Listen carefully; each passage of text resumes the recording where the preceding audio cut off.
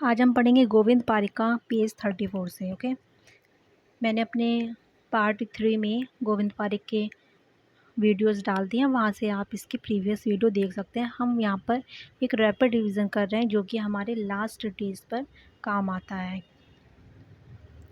तो स्टार्ट करते हैं। यहाँ पर त्वचा का वर्गीकरण बताया गया है। प्रथम, द्वितीय, तृतीय, चतुर्थ, पंचम, षष्ठी किसने कहा है? तो ये चरक ने ऐसे इसमें बताया है अपना। ठीक है, तो उदक धरा, रक्त धरा, देन तृतीय, चतुर्थक, पंचमी, षष्ठी। तो हमने कैसे याद किया था? जो जल और रक्त को धारण करेगा, 3 को सीधा कैलाश जाएगा, 4 को दादा की याद आई, 5 को अलविदा।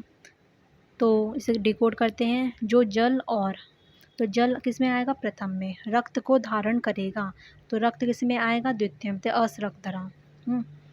3 को सीधा कैलाश जाएगा, तो तृतीय में क्या आएगा? सिद्म और कैलाश।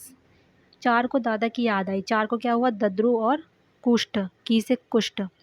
5 को क्या होगा? 5 को अलविदा, तो 5 में अलजी और विद्रधि। षष्ठ में याद रखना है आपको तम प्रवेश, और आपको इसमें पिटिका भी दिखेंगी। ठीक है, अरुणशिका वगैरह जो होती हैं वो उसमें मिलेंगी। फिर अष्टांग संग्रह ने 6th जो इसमें बताई गई उसे प्राण धरा कहा है, ये आपको याद रखना है। 6 किसने बोली है? तो चरक और अष्टांग संग्रह काश्यप ने 6 बोली हैं, सुश्रुत ने 7 बोली हैं। तो ये आपको पता होना चाहिए। अब इसे कैसे याद रखना है? अब, लो, श्वेता व रोमा। ठीक है, अब, लो, श्वेता व रोमा, मतलब अब से अभ्भासनी, लो से लोहित, श्वे से श्वेता, ता से ताम्रा, वे से वेदनी, रो से रोहिणी, माँ से मांसधरा। ठीक है, तो अब भासनी को 18 व्रीहि है, 1/18 है, तो हम 1/18 ना बोल के 18 बोलेंगे। 18 व्रीहि, इसमें क्या होगा आपका? सिद्म, पद्मकंटक, छाया और वर्ण। ठीक है, छाया और वर्ण किस में आएगी? अभ्भासनी में आएगी। ठीक है, लोहित, लोहित क्या थी?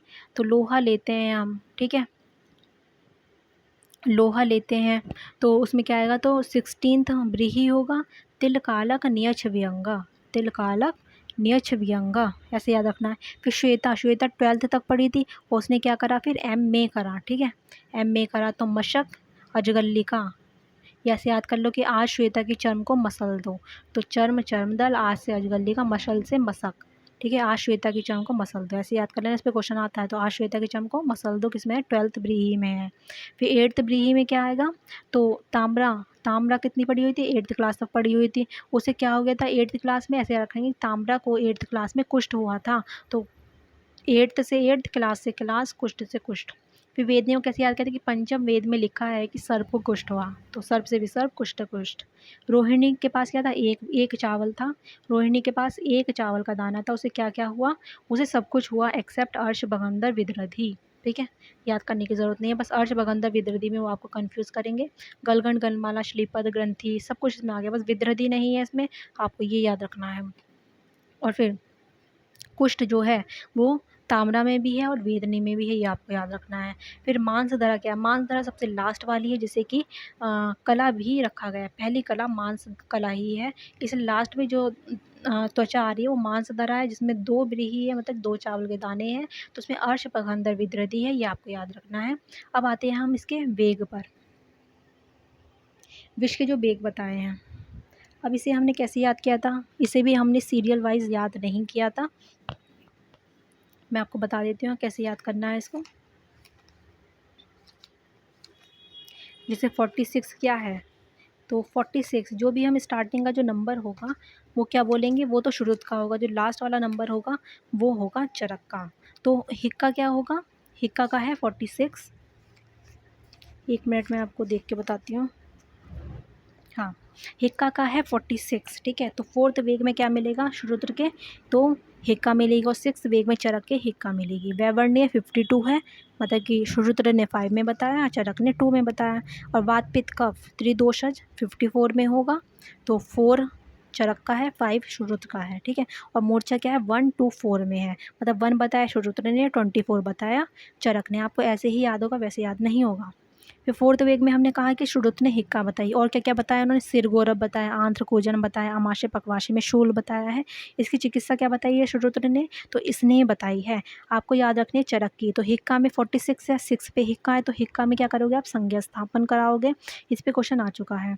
और फिर वैवर्ण्य, वैवर्ण्य में क्या है, 5th श्रुत ने बताया, 2 बताया चरक ने। तो उसमें क्या बोला कि विरेचन करवाएंगे, ठीक है। इसमें एक और लक्षण मिलेगा आपको, तमक श्वास। तमक श्वास चरक ने 52 में ही बताया, मतलब वैवर्ण्य के साथ याद कर लेना।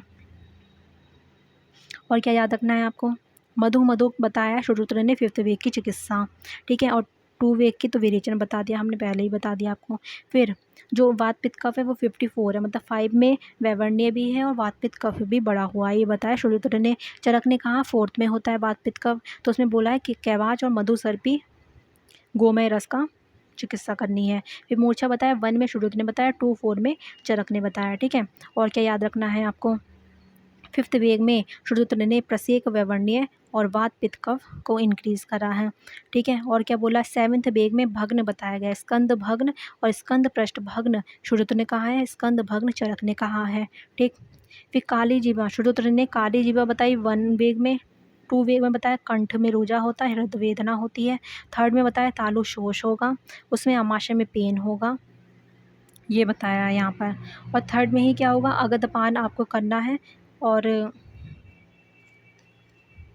4th का हमने बता ही दिया कि 4th में स्नेह देना है। प्रसेक क्या है, 1st वेग में है, और चरक ने कहा, और श्रुत ने कहा है कि 5th वेग में है, ये आपको याद रखना है। और 6th वेग में क्या बताया श्रुत ने कि क्या होगा उसे, आप्य अतिसार्येत, फिर प्रज्ञा प्राणाश्च आप्य अतिसार्येत, ये 6th वेग में है। ये क्वेश्चन आ चुका है कि अतिसार किस में होता है, तो 6th वेग में ही होता है। और अतिसार नाशक चिकित्सा भी हम 6th वेग में करते हैं। श्रुत का चिकित्सा स्थान बहुत इंपॉर्टेंट, मतलब ईजी है। तो 1 से 5th वेग में अगधपान होगा, एक्सेप्ट 2nd वेग जिसमें वमन विरेचन बताया गया है। तो पहले वेग में क्या है, पहले वेग में वमन मधुसर्पी अगधपान, 2nd में हमने याद ही कर लिया वमन विरेचन, 3rd में क्या होगा आपका, अगधपान होगा, ठीक है, सिर्फ अगधपान रहेगा। उसमें अंजन नस से भी बताया है, ये आपको याद रखना है 3rd वेग में। 4th वेग में क्या करा उन्होंने, इसने अगधपान बोला, 5th में मधु मधुक स्नेहपान बोला, 6th और 7th में अब पीड़ नस्य बोला है, ठीक है। आपको ये याद रखना है। देन चरक ने 3rd वेग में क्या बोला है, तो मांस की दुष्टि होती है, कोट कंड शवथु, इसमें स्किन डिजीज मिलेंगी, ट्रीटमेंट है क्षार अगध गोमूत्र। देन 5th वेग में क्या बोला, तम प्रवेश होता है, इसकी चिकित्सा करवाओगे, अंजन नस्य आश्योतन ऑफ किवाच शीरीष, ठीक है, उससे करवाएंगे आप। 7th वेग में स्कंद बगन होता है, क्वेश्चन आता है कि विषपान किस में कराना है, तो 7th वेग में कराना है, चरक ने कहा है।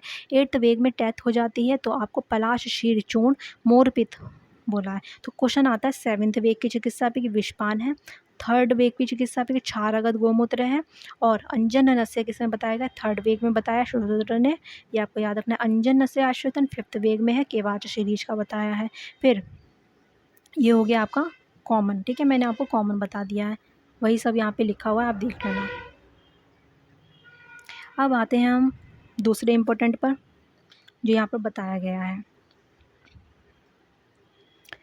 अब यहाँ पे बताया गया है कि गर्भ का मासानुमासिक परिचर्या कैसे होगा। देखिए दूध सब में ही कॉमन है एक्सेप्ट नवम मास में, ठीक है, चरक का बता रहे हैं हम, ठीक है। तो क्षीर सब में है, तो आपको याद रखना है इससे दूसरा वाला इंग्रेडिएंट, पहले में दूध, दूसरे महीने में दूध के साथ कुछ मीठा हो जाए, ठीक है, दूध के साथ कुछ मीठा हो जाए। 3rd वेग में दूध भी है और घृत मधु भी है, ठीक है। मधु सर्पी याद कर लीजिए, मधु सर्पी किस में है, तो 3rd मास में। तो ये हो गया आपका पहला ट्राइमेस्टर। अब दूसरे ट्राइमेस्टर में क्या होगा, दूसरा ट्राइमेस्टर इंपॉर्टेंट होता है, बच्चा अब क्या हो गया, स्थिर हो गया है, बच्चे को अच्छा पोषण चाहिए।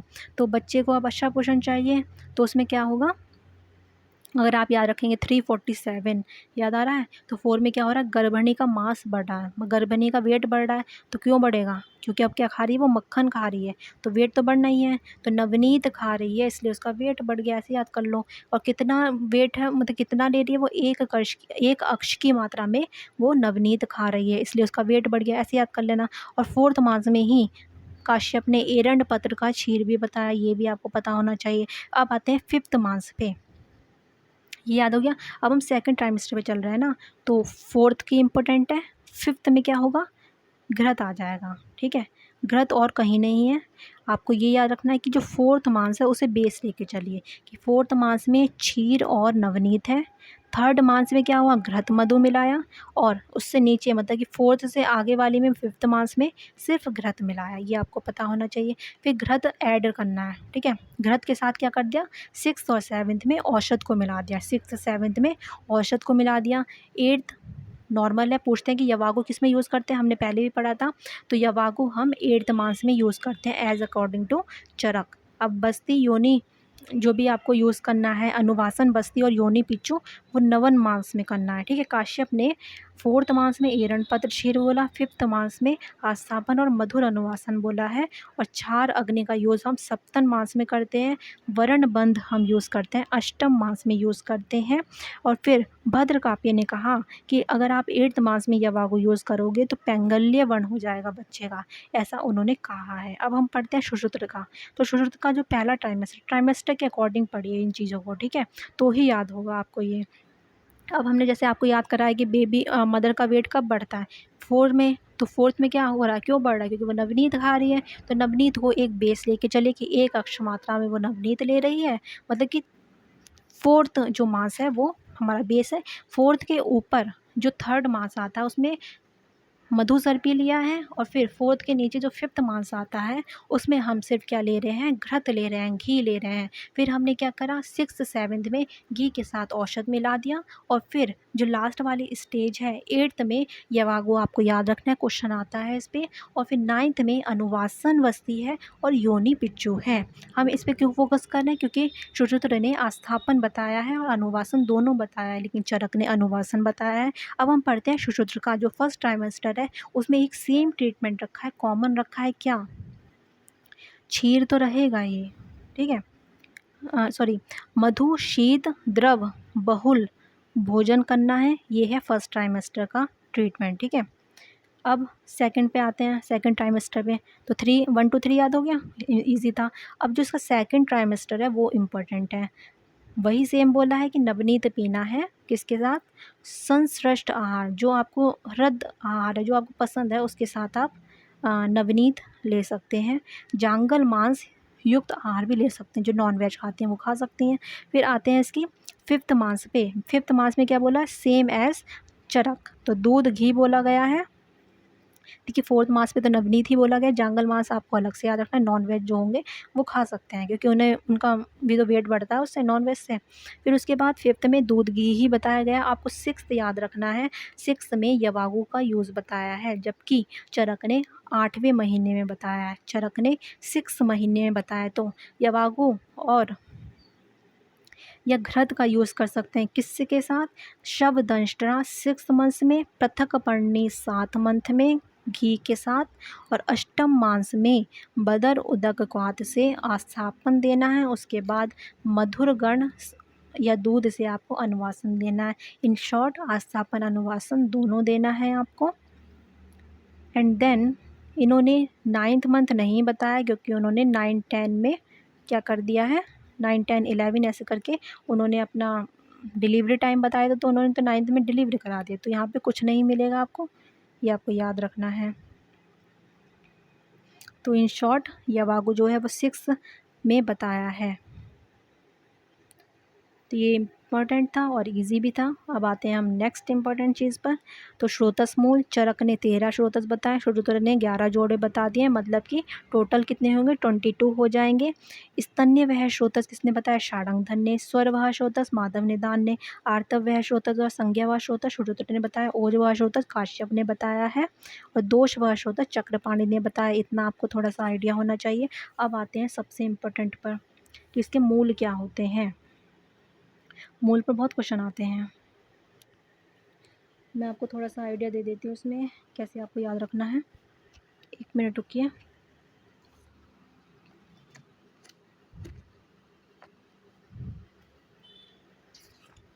आई होप आपको मेरी वीडियोस अच्छी लग रही होंगी। अगर आपको अच्छी लग रही हैं तो आप शेयर कर सकते हैं, और इसे बार बार देखिए। ऐसा नहीं कि आप पहले किसी और वीडियो से देख रहे हैं फिर दूसरे वीडियो से देख रहे हैं, तो आप एक ही वीडियो से अगर आप अपना रिवीजन करोगे तो वो ज़्यादा अच्छा रहेगा। तो क्या होगा, एक आपकी मेमोरी बनेगी, ऑडिटरी एक मेमोरी बनेगी कि हाँ मैंने ये देखा था, मैंने ये सुना था, तो वो आपके लिए अच्छा रहेगा। मैं बीच बीच में आपको टिप्स भी बताती जा रही हूँ, ठीक है, कैसे याद करना है, तो वो आपको हेल्पफुल लगेगा। तो चलिए अब हम पढ़ रहे थे, इसके मूल पढ़ रहे थे, जो इसमें इम्पोर्टेंट है वो देख लेते हैं। जैसे प्राणवह स्रोतस आपको याद रखना है कि हृद और महास्रोतस जो है वो प्राणवह स्रोतस में चरक ने बताया, श्रोत्र ने हृदय और रसवाही धमनी कहा है। चरक ने अनवह स्रोतस आमाशय को बोला है प्लस वाम पार्श्व को बोला है। श्रोत्र ने आमाशय प्लस अनवाही धमनी को कहा है।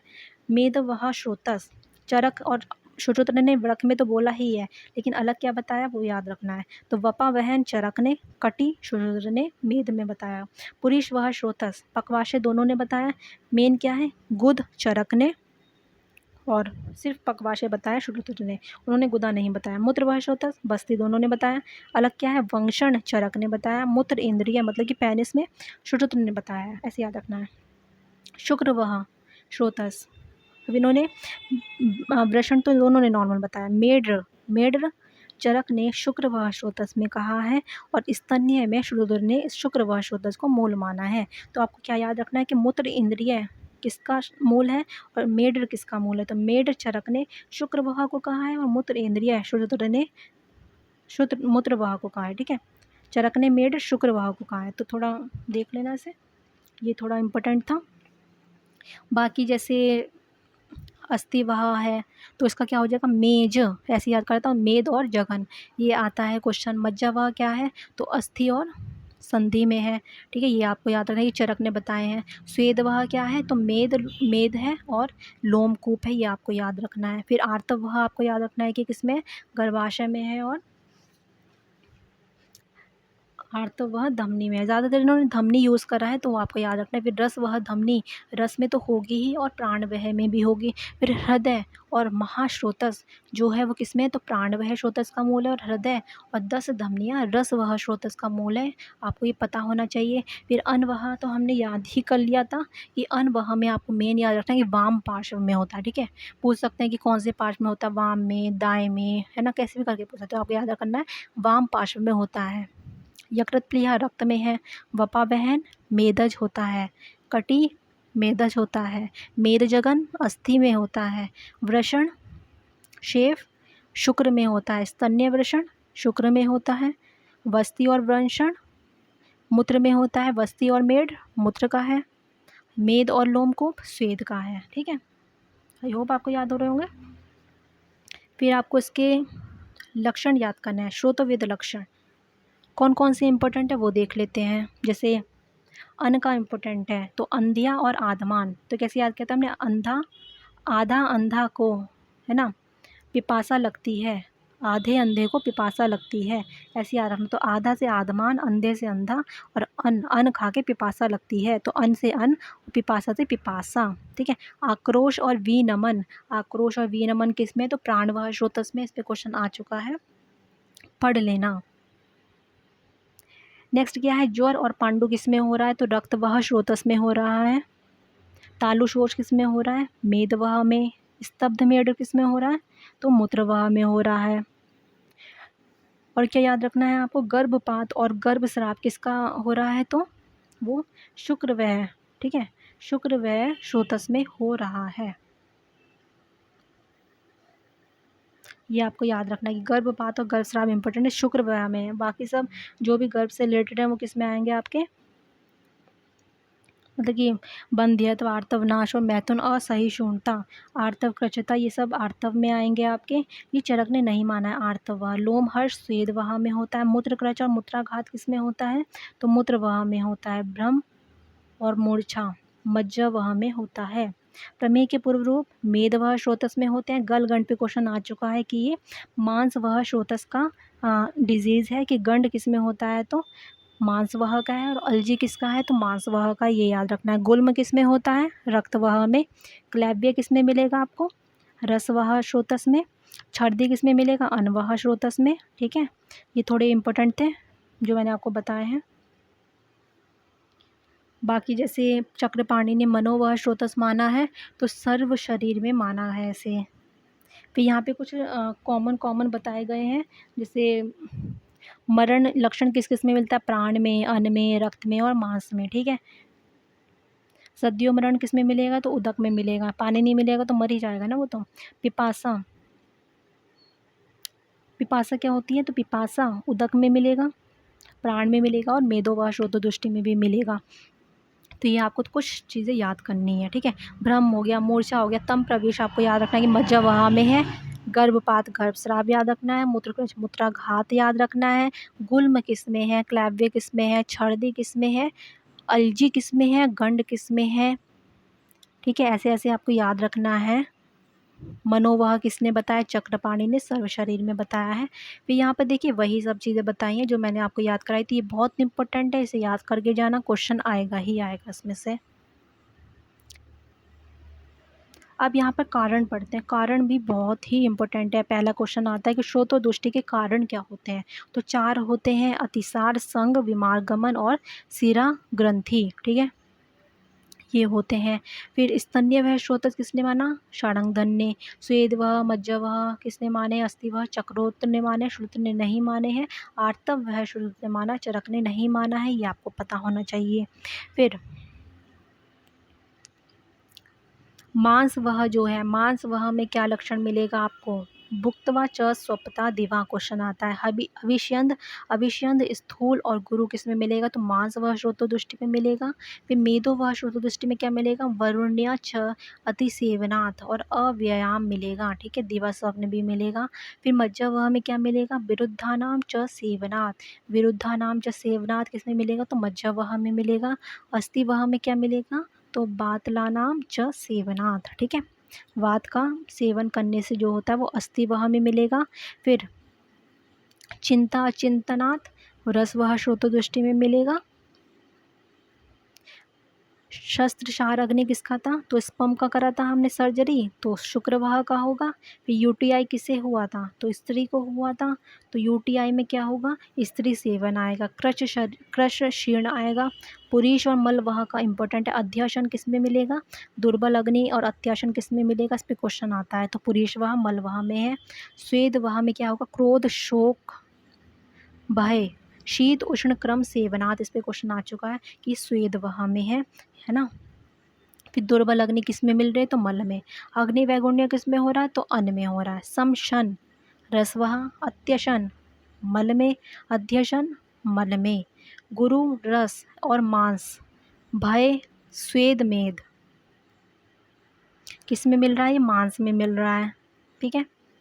फिर व्यायाम किस में मिल रहा है, तो अस्थि वह में। अव्यायाम मिलेगा तो मेद में मिलेगा। वरुण किस में था, मेद में था। निद्रा किसे आ रही थी, दिवा स्वप्न कौन कर रहा था, तो मेद कर रहा था। दिन में कौन सो रहा था, दोनों मांस और मेद दोनों सो रहे थे। संधारण को कौन कर रहा था, तो प्राण और पुरीश था। व्यायाम अधितस्य कौन कर रहा था, तो प्राण वह, जो ज़्यादा व्यायाम करेगा उसके प्राण चिंता उसमें आ जाएंगे ना। चिंता किसे होती है, रस को होती है। मध्य और भय किसे था, तो उदक को था। अभिष्यंद स्थूल कौन था, मांस वह था। और अत्यभिष्यंद और विरुद्ध कौन है, तो मज्जा है। क्वेश्चन कैसे भी आ सकता है, अभिष्यंद मांस में भी है और मज्जा में भी है, ओके। तो ये थोड़ा इम्पोर्टेंट था जो मैंने आपको बताए हैं।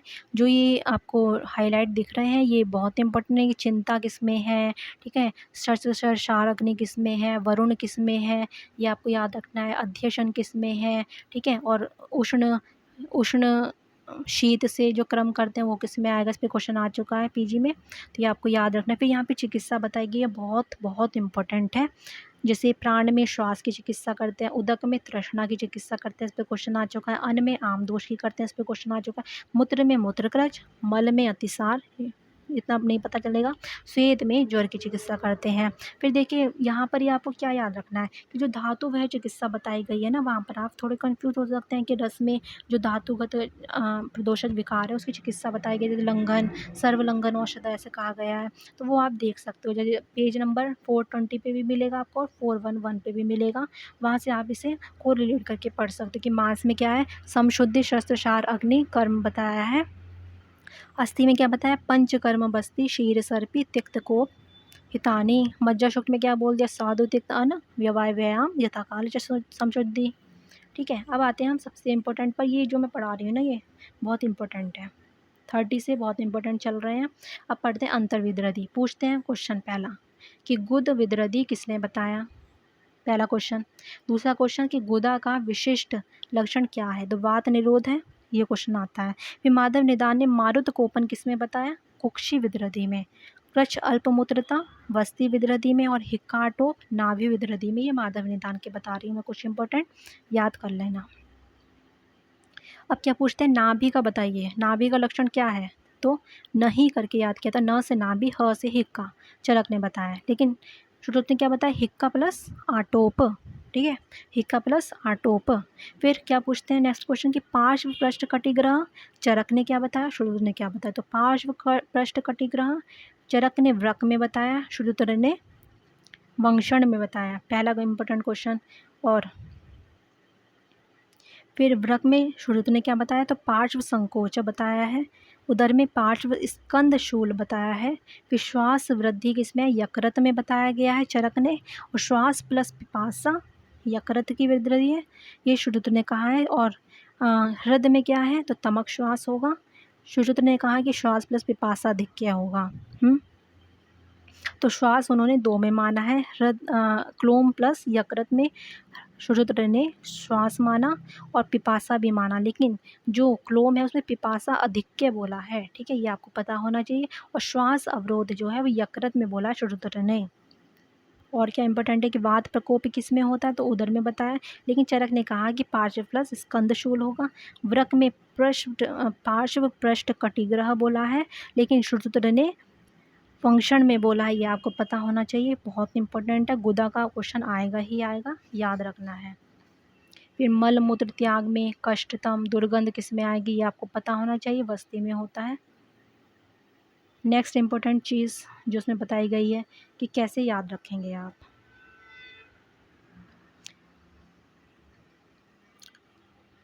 इसे मैंने ऐसे याद किया था कि एसपी की बीबी को मूल रूप से गर्मी लगती है, तो एसपी से शाखा पत्र जो है वो वर्षा और वसंत में है, मूल रूप से गर्मी लगती है, मतलब मूल को ग्रीष्म में करेंगे और शिशिर में करेंगे, ठीक है, ये याद हो गया। जो नीचे वाले हैं जैसे छाल कंद और क्षीर, छार कंद और क्षीर जो है वो शरद में करते हैं, ठीक है, शरद में लेते हैं, लेकिन एक्सेप्शन क्या है, स्नोही क्षीर को हम शिशिरांते लेते हैं, ये आपको पता होना चाहिए। और क्या बताया है,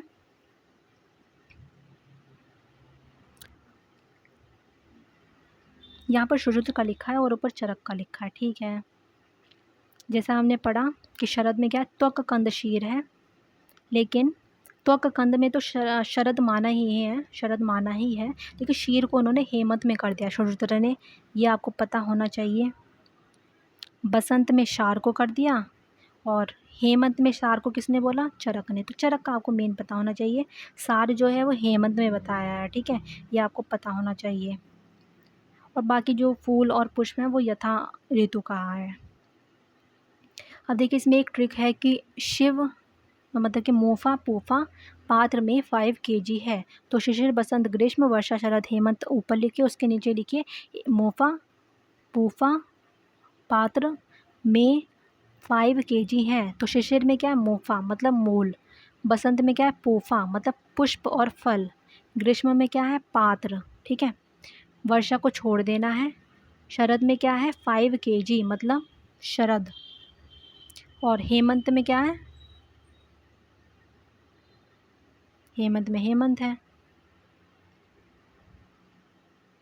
तो ऐसे आप याद रख सकते हैं। श्रुत ने सौम्य को सौम्य द्रव्य में, उष्ण को उष्ण द्रव्य में। शार्ंग ने क्या कहा कि वमन विरेचन को बसंत अंत्य करना है और सभी जो भी कार्य हैं उन्हें शरद में यूज़ करना है। तो क्वेश्चन आता है कि वमन विरेचन को किस में ग्रहण करें, तो बसंत अंत्य, बाकी अगर कोई भी आएगा शिरो, जैसे आ गया शिरो विरेचन किस में करना है, तो शरद में करेंगे, ठीक है। अब सिराव के मूल बताएं यहाँ पे, सिराव के मूल श्रुत ने नाभि में कहा, बागवट ने हृदय में कहा। यहीं पे आपको पता होना चाहिए कि 700 टोटल बताई हैं, ठीक है, 400 किस में है, शाखाओं में 136, किस में होंगी 136, ऊपर होंगी ना उर्दू जत्रों में, इसे एक बार चेक कर लेना 136 किस में है, मैं आपको चेक करके बताती हूँ। हाँ 136 कोष्ठ में है, सॉरी 136 कोष्ठ में है और ऊर्ध्वजत्रुगत 164 है। ठीक है, तो ये आपको पता होना चाहिए। 700 टोटल बताई हैं हमने, 400 136 और 164। दुर्वेदीय 20 होती है, अवेद्य 98 होती है, शाखा में 16 है, कोष्ठ में 32 हैं और ऊर्ध्वजत्रों में कितनी है 50 टोटल अवेद्य हैं। ये आपको पता होना चाहिए। जैसे पृष्ठ में कितनी बताई हैं कुल सिराएं 24 होती हैं, उदर में भी 24 होती हैं, वक्ष स्थल पे 40 होती हैं। इससे पूछा गया था कि अवेद्य सिराएं कितनी होती हैं वक्ष में, तो 14 होती हैं। ठीक है, ये आपको पता होना चाहिए। फिर ग्रीवा, ग्रीवा में 56 होती हैं टोटल सिराएं, लेकिन बागवट ने कहा कि ये नेत्र में होती हैं। ठीक है, 56 नेत्र में होती हैं। नेत्र में फिर शुद्ध ने क्या कहा, तो उन्होंने कहा 38 होती हैं। शंख में 10 होती हैं, मूर्धा में 12 होती हैं। थोड़ा सा आइडिया होना चाहिए आपको। फिर वर्ण आश्रय बताए गए हैं, यहाँ पर आपको ये याद नहीं करने कितने होते हैं, बस 8 होती हैं। संधि बताई शुद्धोत्तर ने, और संधि के स्थान पे मेद बताया चरक ने, ये आपको पता होना चाहिए। देन श्रेष्ठ अंजन बताया सौवीर अंजन बताया चरक ने, और श्रुतोंजन बताया शुद्धोत्तर ने। रसांजन 5th और 8th रात्रि में यूज़ करते हैं, और सप्त रात्रि में कहा कि 7 दिन में एक बार यूज़ करेंगे, ये कहा अष्टांग हृदय ने। ये आपको थोड़ा आइडिया होना चाहिए। फिर वर्षा ऋतु में क्या सेवनीय योग्य है। ठीक है, यहाँ पे थोड़ा ऋतुचर्या आगे। चरक ने बोला अम्ल लवण स्निग्ध सेवन करना है, कूप के जल का सेवन करना है। ठीक, और क्या बोला, शुद्ध ने कहा कि कटु तिक्त कषाय का सेवन और आंतरिक्ष जल का सेवन करना है। आपको ये जल याद रखने हैं। ठीक है, तो यहाँ पे शोध के बारे में बता दें कि वातिक शोध दीपावली होता है, कफज में रात्रिवली होता है, मतलब जब बल होता है इनमें। ठीक है, डे में वातिक होता है और नाइट में कफज जो है वो ज़्यादा स्ट्रॉन्ग रहता है। ठीक है, अब यहाँ पे योनि व्यापक बता दिया है कि कर्णी उपप्लुता में कौन सा होता है, तो विक्की। हमने कैसे याद किया था, विक्की के ऊपर कर्ण। ठीक है, तो कर्णनी विप्लुता विक्की। परिप्लुता वामनी को कैसे याद किया था, तो पी VIP। ठीक है, तो VIP क्या है आपका वामनी और परिप्लुता, या ऐसे भी याद कर सकते हो कि वी में वात आ रहा है, पी में पिता आ रहा है, तो VIP, और ऐसे ही वी में वामनी है, पी में परिप्लुता, तो VIP। प्रतिमार्ग हरण कौन है, तो रक्तपित्त है। प्रतिद्वंद्व चिकित्सा किस में करते हैं, उन्माद में करते हैं। ठीक है, ये आपको पता होना चाहिए। फिर जुगुप्सु किस में करते हैं, राज्य क्षमा में करते हैं। व्यत्यास चिकित्सा किस में करते हैं, तो श्वास में करते हैं, कास में करते हैं, अर्श में, पिताव्रत वात में करते हैं। ठीक है, और ग्रहणी में भी करते हैं। श्वास में कैसे करते हैं, तो उष्ण शीत दूध नस्य से करते हैं। ठीक है, कास में दीपनीय भ्रंगण श्रोत विशोधनम ऐसे कहा गया। अर्श में मधुर अम्ल शीत उष्ण से, पिताव्रत में उष्ण अनुष्ण से करते हैं, ऐसा कहा गया है। एको महागत अतत्वाभिनिवेश, महादोष महागत क्या होता है, तो मध्य होता है। महागत महावेग अग्निवत शीघ्रकारी रक्तपित्त के लिए। महामूला महावेग महाशब्दा महाबला हिक्का महाव्याधि किसमें है, तो हलीमक में है। ठीक है, ये आपको थोड़ा सा आइडिया होना चाहिए। अगर मैं आपको यहाँ पे थोड़ा सा और आइडिया दे देती हूँ कि और क्या क्या चिकित्सा बताई गई है जो कि पूछी जाती हैं। 1 मिनट रुकिए।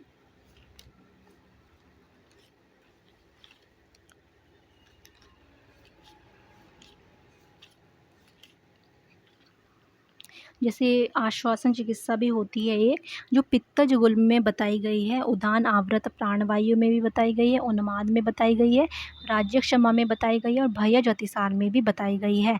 आश्वासन चिकित्सा इंपॉर्टेंट है, पूछी जाती है कि पित्तज गुल्म में है। ठीक है, व्यत्यास चिकित्सा हमने पढ़ी ली है, अर्श त्रिदोष ग्रहणी शयजकास आवृतवात। हर्षणी शोकज अतिसार में है, मदात्य में है। ठीक है, तो ये इम्पोर्टेंट था कुछ। अब आते हैं नेक्स्ट पर।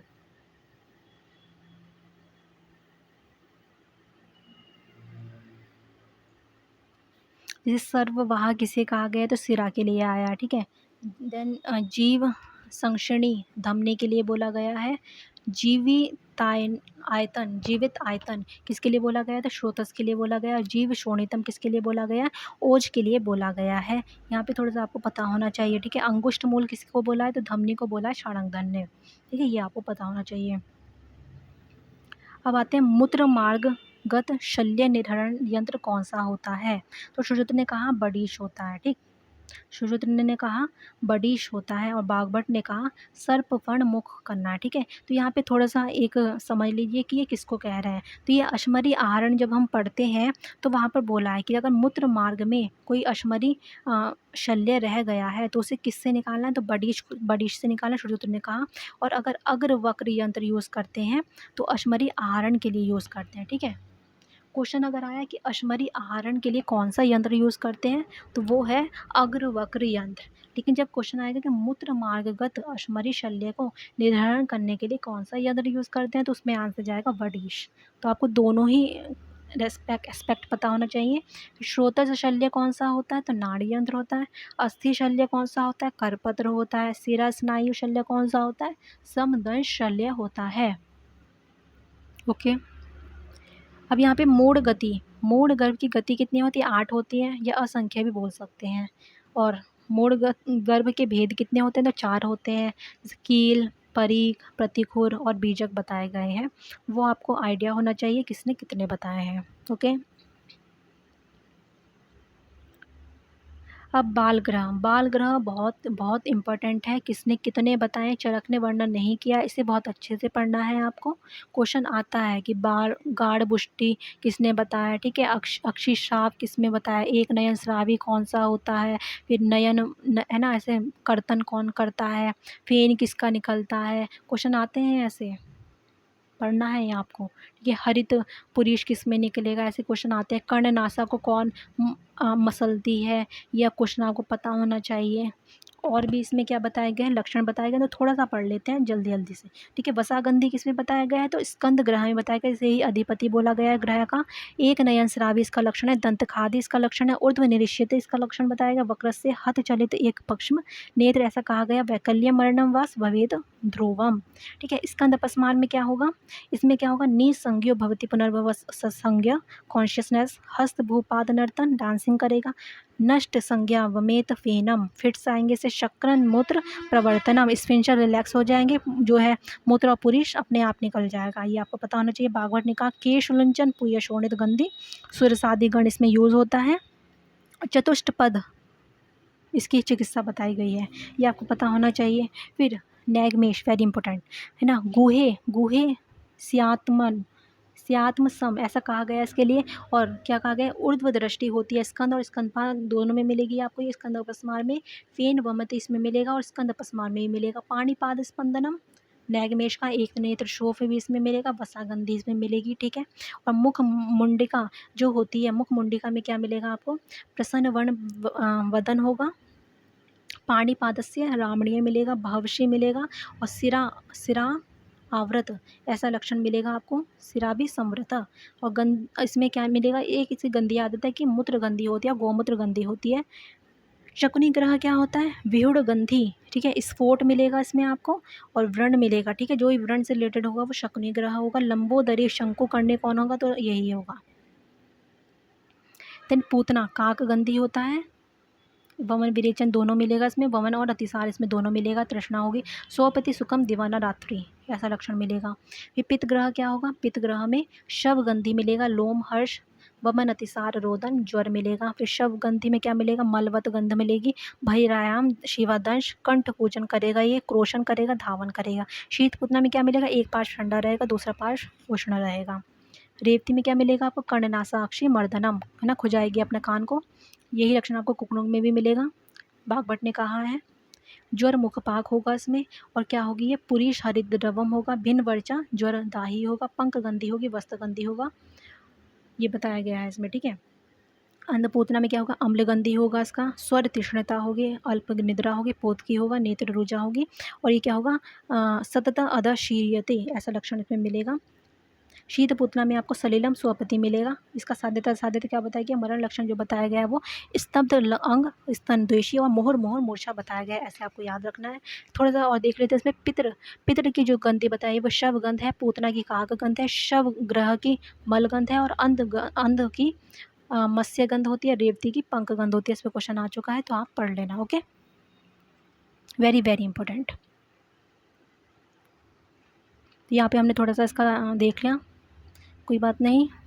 अब 3 दिन में मृत्यु हो जाती है, ये आपको याद रखना है किसमें किसने बताया। 3 दिन में सबने अलग-अलग बताया, जैसे काश्यप ने कूटपाकल कहा है, चरक ने रोहिणी भी कहा है और शंखक भी कहा है, ठीक है। तो त्रिरात्रम परम तस्य जंतो भवति जीवति ऐसा कहा है चरक ने रोहिणी के लिए, ठीक है। और त्रिराजाज जीवित हंति शंखको ये कहा है शंखक के लिए कहा है, ठीक है। तो आपको याद रखना है त्रिरात्रम परम जिसके लिए आया है और चरक ने रोहिणी के लिए कहा है, शंखक के लिए नहीं बोला है। काश्यप ने कूटपाकल को बोला है, इसे महाव्याधि भी कहा है उन्होंने। और चतुर्थक ज्वर को उन्होंने ईशान ज्वर बोला, जिस चीरथाई महाज्वर कहा है, ये आपको पता होना चाहिए। माधव कन्ने त्रियाहत जीवित भेषज किसे कहा, शंखक को कहा है, तो ये आपको पता होना चाहिए। अब आते हैं हम बदगुदोदर यहाँ पे ये एक्स्ट्रा पॉइंट लग रहा है मुझे। हाँ, बदगुदोदर क्या बताया कि नाभि के ऊपर होता है, छिद्रोदर जो होता है वो नाभि के नीचे होता है, मुष्कवत को लंबता क्यों किसको कहा गया है, तो गलगण को कहा गया है। प्रलंबते अलाबु किसे कहा गया है, तो मेदज गलगण को कहा गया है। आदमान की चिकित्सा क्या बताई गई, फलवर्ती और बस्ती। प्रत्यादमान की क्या बताई गई है, तो छर्दन, अपतर्पण, दीपन और इसकी चिकित्सा बताई गई है। यहाँ पर ही हम इसके थोड़े सा लक्षण देख लेते हैं जो बताए गए हैं, जो मतलब कि भूलने वाले होते हैं वो हम यहाँ पर देख लेते हैं। 1 मिनट टाइम दीजिए मुझे।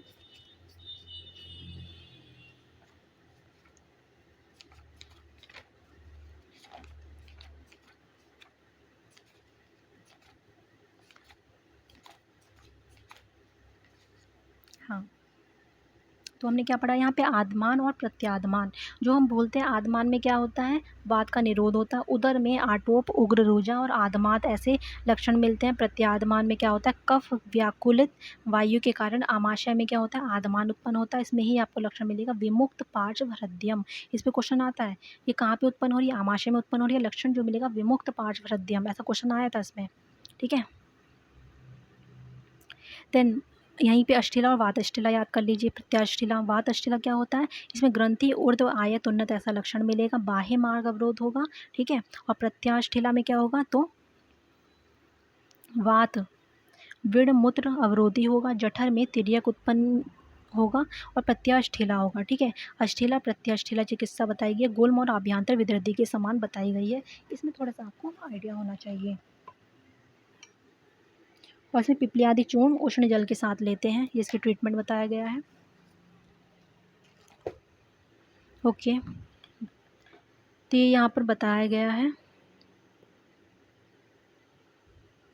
अब यहाँ पे आ गए हैं गुग्गुल। जो नया गुग्गुल होता है वो मांस और वीर्य को बढ़ाता है, जो पुराना गुग्गुल होता है वो वीर्य को कम करता है। ये आपको पता होना चाहिए कि जो नया है वो वीर्य को बढ़ाएगा, पुराना जो है वीर्य को कम करेगा। ये क्वेश्चन आता है इस पर, अपकर्षण कौन करता है, पुराना गुग्गुल, क्वेश्चन आता है इस पर, ठीक है। तो पढ़ लेना अच्छे से। अब अभ्यंग और उद्वर्तन के कुछ लक्षण बताए गए, कफ मेद विमलापन और वातहर कौन है, तो उद्वर्तन है। अभ्यंग क्या है, तो विक्की को कम करेगा, ठीक है। पाद अभ्यंग और पाद प्रक्षालन, इस पे क्वेश्चन आता है कि कौन सा क्या करता है। तो अगर चप्पल पहनते हैं हम तो क्या करेगा, वो चक्षुष्य है, ठीक है। चप्पल पहनना, ये किसने बताया, इसका गुण क्या बताया, तो चक्षुष्य है। तो पादत्र धारण, पाद अगर पैरों को धोएंगे तो क्या बताया है श्रुतुत्र ने, चक्षु प्रसादन, ठीक है। चक्षु प्रसादन ऐसा कहा है, लेकिन चरक ने दृष्टि प्रसादन किसे कहा है, और पाद अभ्यंग को कहा है। अगर आप मालिश करोगे पैर की तो उसे कहा दृष्टि प्रसादन, लेकिन चक्षुष्य बोला श्रुतुत्र ने कि पाद का अभ्यंग करोगे तो चक्षुष्य है, और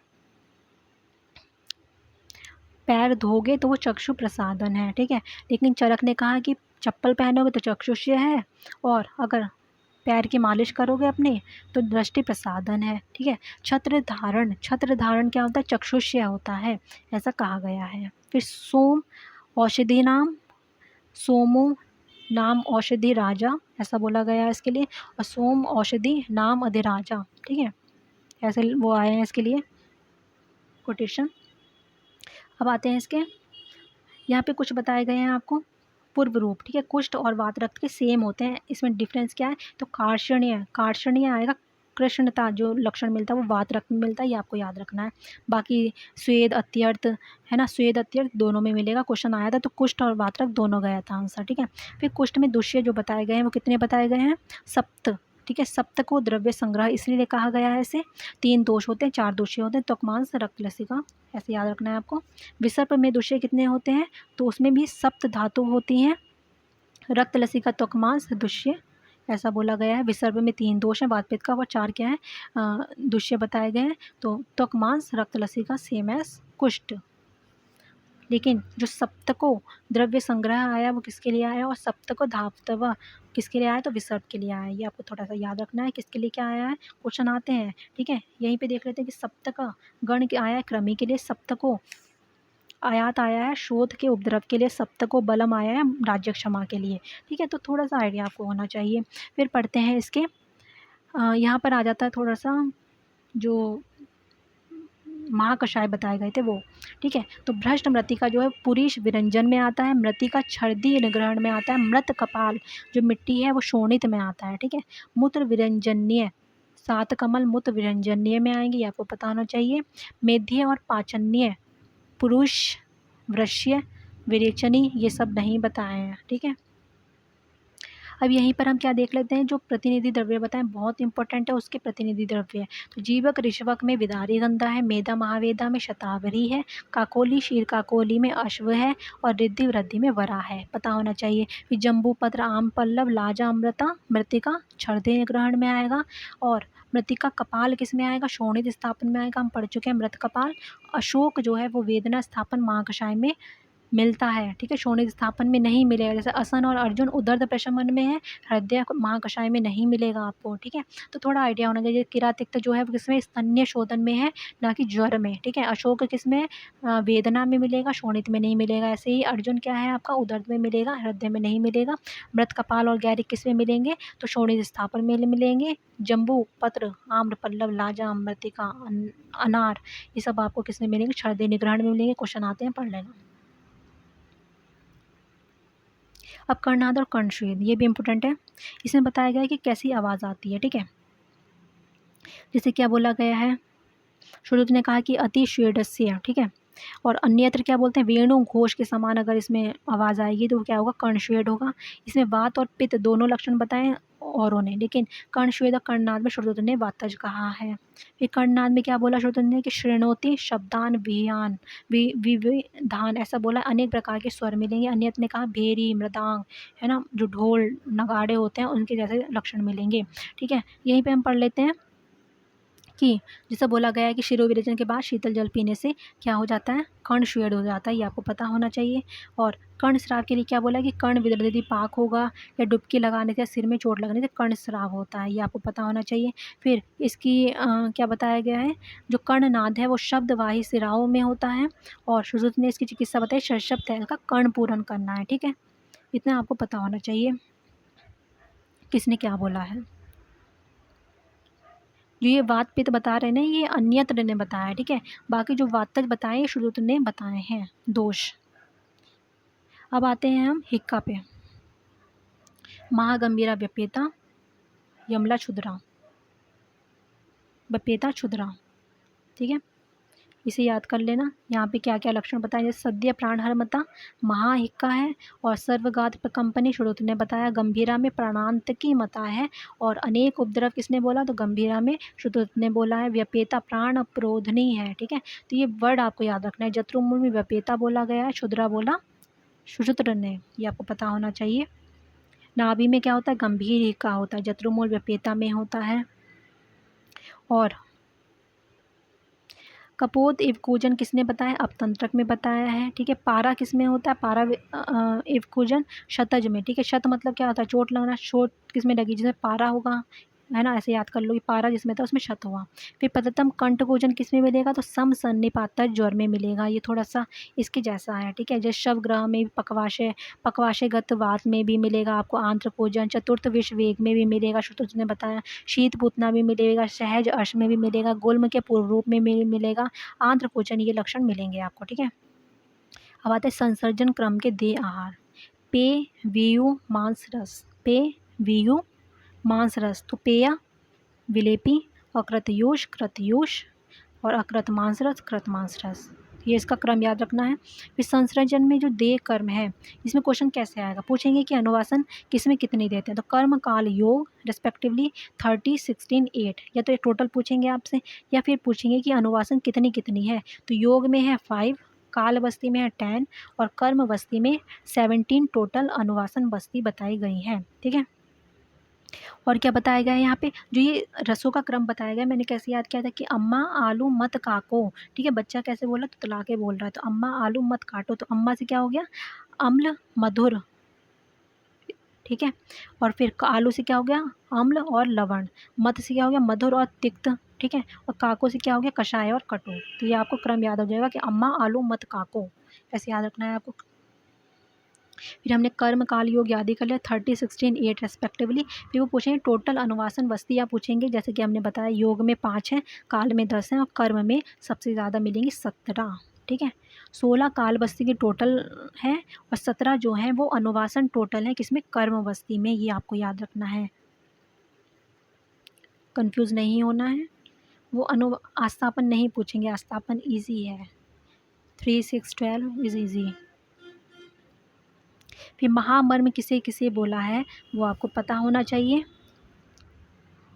ऐसे याद रखना है कि मैंने तो ऐसे याद रखा था, चरक ने हवस हवस करके याद किया था मैंने। तो ह से हृदय, व से वस्ती और श से शिरोरोग हो जाएगा। ठीक है, अब यहाँ पे पढ़ते हैं हम निरुबस्ती। ठीक है, इसका क्रम पूछते हैं कैसे कैसे दिया जाता है। तो पहले होता है मधु।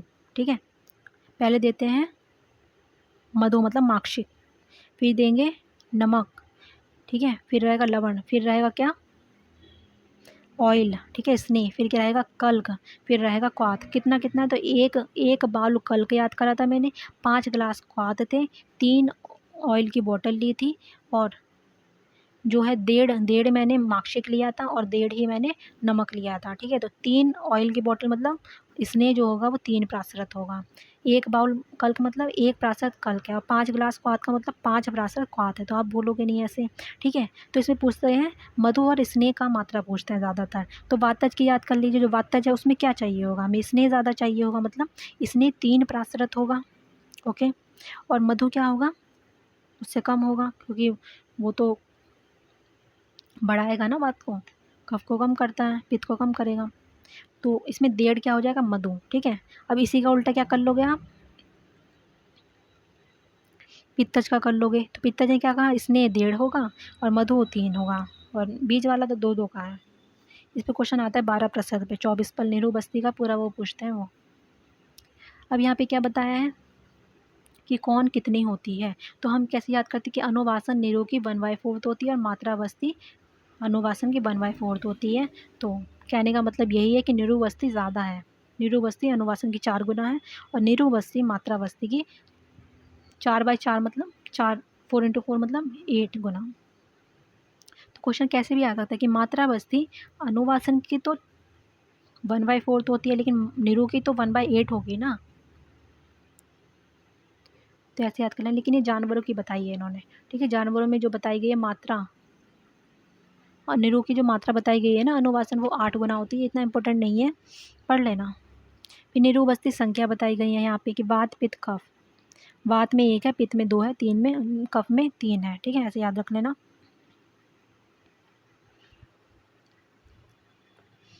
निरु क्या करेगी, रुक्षी तो रहती है, तो वात में तो कम चाहिए होगी और कफ में ज़्यादा चाहिए होगी। फिर निरु बस्ती का निर्माण क्रम जैसा हमने याद किया, मधु सैंधव स्नेह कल्क क्वाथ। ठीक है, वही इसका सीरीज़ है।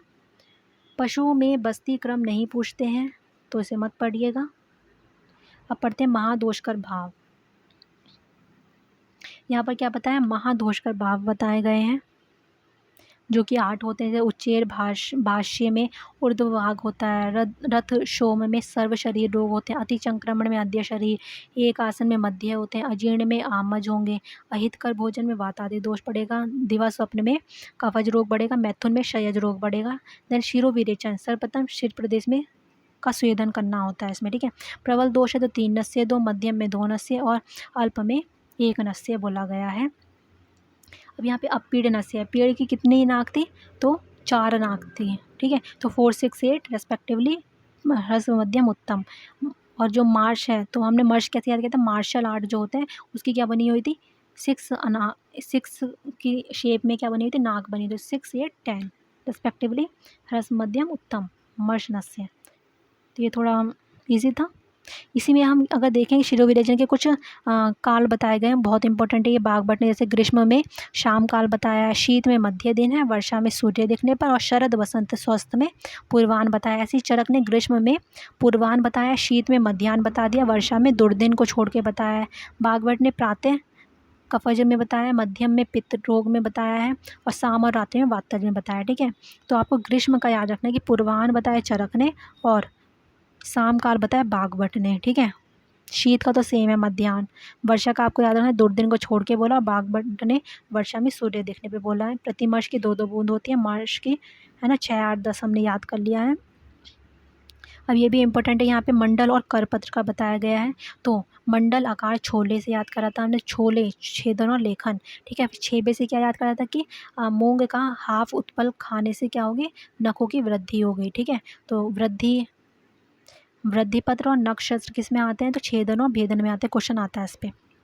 फिर क्या ऐसे याद किया था हमने, अरे बस बहू ने सुई से कूट कर बेदन कर दिया। ठीक है, तो अरे से क्या हो गया आरा, वत से क्या हो गया वेतस। ठीक है, बहु से हो गया ब्रीही, कुठारिका से हो गया कुठारिका। ब्रीही मुख आपको याद रखना है, वेदन से हो गया वेधन, पूछा जाता है क्वेश्चन। फिर बड़ीश और दंतशु की आहरण करते हैं, बड़े दांतों का आहरण होता है, ऐसे याद रखना है आपको। लेकिन बड़ीश को यंत्र और शस्त्र दोनों माना है किसने, डल्लन ने, याद रखना है आपको। एषणी जो का है अनुलोमन भी करती है और एषण भी करती है। शस्त्र जो शेष शस्त्र है उसे में विश्रावण कर्म बोला है। ठीक है, तो विश्रावण में सब हो जाएंगे। फिर आपको करपत्र याद रखना है, करपत्र छोले में भी है और अस्थि भेदन में भी है। सूची सीवन व्यदन विश्रावण तीनों में है। त्रिकूर्चक जो है वो शीर्ष समूह में यूज होता है, ये क्वेश्चन आ चुका है। ठीक है, राजा सुकुमार में भी हम त्रिकूर्चक यूज करते हैं, तो ऐसे याद कर लेना। अब नेक्स्ट क्या है, ये भी इंपॉर्टेंट है कि इसके शस्त्र धार प्रमाण पूछा जाता है। मैंने कैसे याद किया था, BLV2C। ठीक है, बी से क्या हो गया भेदन, एल से लेखन, वी से वेदन विश्रावण, और सी से छेदन। ठीक है, और फिर मसूर अर्धमसूर केश की अर्धकेश की रेस्पेक्टिवली, ऐसे याद किया था, तो ऐसे याद कर लेना। फिर मुद्रिका क्या होती है, प्रदेशनी फिंगर के समान होती है, तर्जनी के अग्रिम भाग। एषणी 8 अंगुल होती है, लेकिन एषणी 8 अंगुल होती है, और नख भी 8 अंगुल होता है, लेकिन जो बागभट्ट ने नख अंगुल बोला है वो 9 अंगुल बोला है, तो ये आपको याद रखना है। सुश्रुतरा ने 8 अंगुल बोला है। ठीक है, एषणी तो 8 अंगुल है ही, शरारी मुख जो है वो क्या है 10 अंगुल है, ये आपको पता होना चाहिए। और शेष जो शस्त्र है वो 6 अंगुल बताई गई है, जितने भी आएंगे इसके अलावा 3 के अलावा जो भी होगा उसका 6 अंगुल होगा। तो पूछते हैं कि सामान्यतः शस्त्र की लंबाई कितनी होती है, तो 6 अंगुल होती है। ओके, शस्त्र अनुशस्त्राणाम श्रेष्ठ कौन है, तो क्षार है। अनुशस्त्रों में श्रेष्ठ कौन है, तो जलोका है। ठीक है, श्रृंग क्या है, वात्तय दृष्टि में प्रयोग होता है। ठीक है, 6 अंगुल तक रक्त मोषण करा सकते हैं। ठीक है, श्रृंग में क्या है 10 अंगुल तक आप रक्त मोषण करा सकते हो, और 18 अंगुल उसकी लंबाई बताई गई है। अलाबों में क्या है 12 अंगुल ही उसकी लंबाई है, 12 अंगुल ही वो क्या करेगा रक्त मोषण करेगा। जलोका क्या है 1 हस्त परिणाम तक रक्त मोक्षण करती है। पित्तज दुष्टि में होती है, अलाबो कफज में होती है, श्रृंग वातज में होती है। यहीं पे याद कर लेते हैं, प्रच्छान जो होता है वो 1 अंगुल तक रक्त निर्हरण करती है। ओके, तो ये याद रखना है कि कफ में कौन है अलाबो, पित्त में जलोका है, और वात में श्रृंग है। ठीक है, पिंडीभूत होगा तो प्रच्छान करेंगे, सर्व शरीरगत में होगा तो सिरावेद करेंगे। अंग की उत्पत्ति, अंग की उत्पत्ति मैंने कैसे याद की थी कि हृदय में शोक हुआ, जीवा ने मांस खाया, वृषण में मेद हुआ, मतलब कि मोटा हो गया ना। तो हृदय में शोक हुआ मतलब शोणित और कफ, जीवा में मांस खाया शोणित कफ प्लस मांस, वृषण में मेद हुआ शोणित कफ मांस तो होगा ही प्लस मेद होगा। ठीक है, क्वेश्चन कैसे आता है कि सिरा स्नायु का जो है वो मेद के स्नेहांश से बनता है। डिफरेंस क्या है कि सिरा मृदुपाक से बनता है और स्नायु खरपाक से बनता है। क्वेश्चन आता है ऐसा कि मेद स्नेह से कौन बनता है, तो सिरा स्नायु दोनों बनते हैं। फिर पित्त की उष्मा से बनते हैं, और वायु का मृदुपाक सिरा बनाता है, खरपाक स्नायु बनाता है,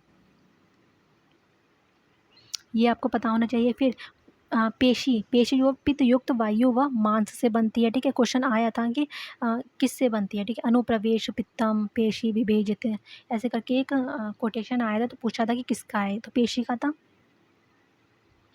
अपरा आर्तव से बनेगा। और रक्त के फेन से क्या बनता है, फुफ्फुस। रक्त के किट से क्या बनेगा, उंडुक, ठीक है। यकृत प्लीहा में रक्त बनेगा, तो ये इम्पोर्टेंट है, पढ़ लेना।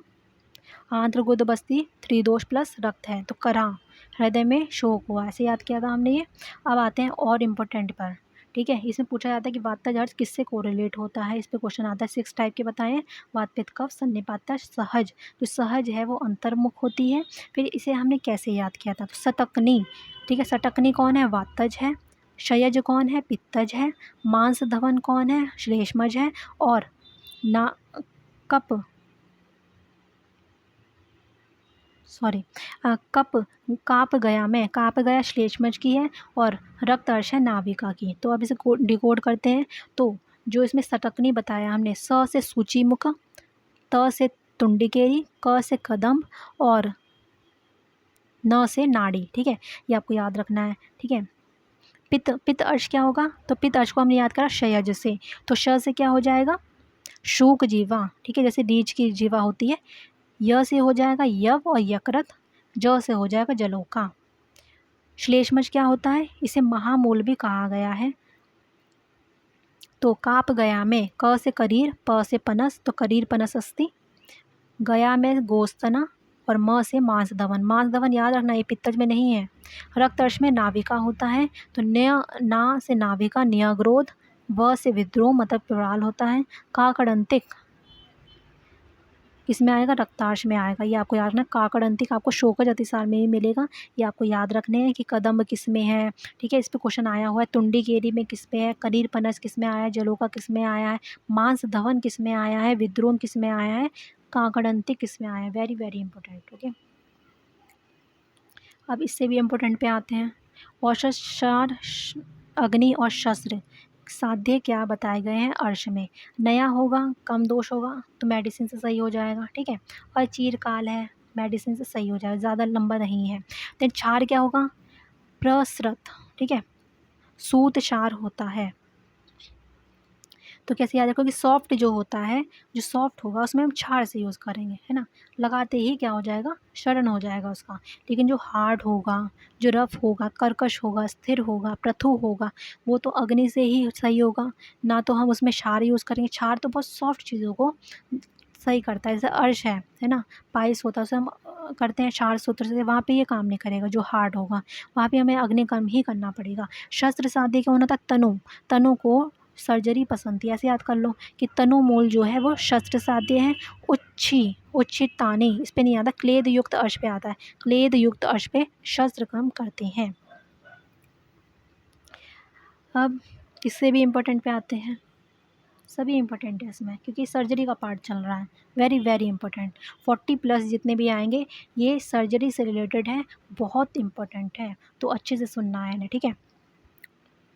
तो अब आते हैं हम गंडूपद। गंडूपद क्या है, एषण कर्म करेगा, 2 होते हैं। सर्पफंड, सर्पफंड का क्या था, तो वेनम होता है ना, उसमें जहर होता है, तो व्यूहन, सर्पफंड व्यूहन। सर्पुंख, सर्पुंख क्या होता है, चलता है, तो चालन, 2 हो गया। बड़ीश क्या है, बड़े का तो आहरण करते हैं, तो बड़ीश क्या हुआ, आहरण, ठीक है। करपास क्या है, कॉटन, स्वैब होता है, तो क्या करते हैं उसे व्रण पोंछते हैं, प्रमार्जन करेंगे, तो कितने 6 बार हमने पोंछा, तो ऐसे याद करेंगे, ठीक है।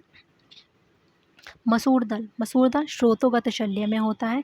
किंचित नताग्रे होता है, ऐसा कहा गया है इसके लिए।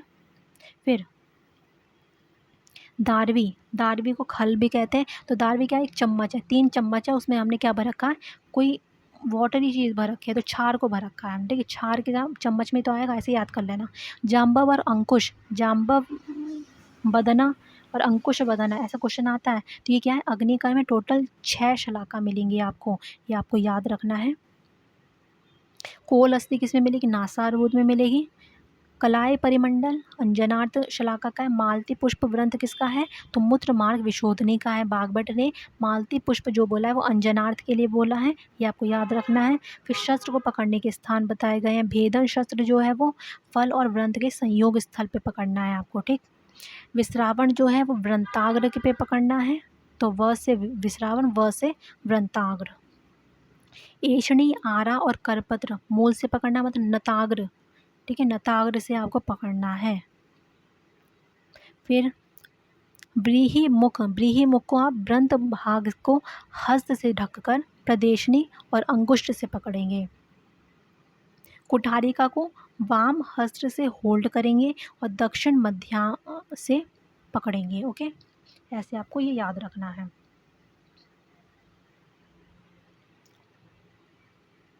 अब आते हैं इससे भी इम्पोर्टेंट पे, ये तो बहुत इम्पोर्टेंट है और इजी है। सविश कौन सी होते हैं, निर्विश कौन सी होती हैं, या तो सविश याद कर लो या निर्विश याद कर लो। तो मैंने निर्विश याद करी है, कपिला, पिंगला, शंकुमुखी, मूषिका, पुंडरिक, सवारिका, क्योंकि मुझे इसके लक्षण याद हैं। जैसे कपिल क्या है, कपिल के पास मनशीला था और मूंग की दाल थी, ठीक है, मूंग सदृश 2 होती हैं, मूंग सदृश पुंडरिक भी मिलेगी आपको, ठीक है। अब पिंगला क्या थी, पिंगला आशुगामी होती है, ठीक है, ये आपको याद रखना है। व्रतकाय होती है, ये याद रखना है। शंकुमुखी यकृत वर्णी है, शीघ्रपाही है, क्वेश्चन इसी पे आता है। मूषिका अनिष्टगंध होती है, पौंडरिक मुदग वर्णी है, सवारिका पदम पत्र वर्णी होती है, 18 अंगुल होती है, पशु में उपयोगी होती है, ये इंपॉर्टेंट है, ये इसमें पूछे जाते हैं। फिर चित्र विचित्र पुष्प समुद्रिका, कृष्ण पीति शतच समुद्रिका, अणुमुख किसमें होता है, गोचंदना में। गोवृषण कौन सी होती है, गोचंदना। अधोभाग द्विधा कृता, किसके लिए बोला, गोचंदना के लिए बताया। अभी बताइए मुझे कि गोस्तन कौन से अर्श से कोरिलेट करता है, वात पित्त कफ। इंद्रयुधा के लिए इंद्रधनुष बताया गया है, ठीक है, और इंद्रयुधा ही असाध्य बताई गई है। अलगर्दा क्या है, रोम युक्त होता है, महाशय होता है, कृष्णमुखी होता है। कर्बूरा क्या है, वर्मी मत्स्य सदृश है, शिन उन्नत है इसकी, ठीक है। और कृष्ण वर्णी कौन होती है, तो कृष्णा होती है, अंजन सदृश दिखती है। प्रथुशीर जिसका होता है वो कृष्णा होती है, ये आपको पता होना चाहिए।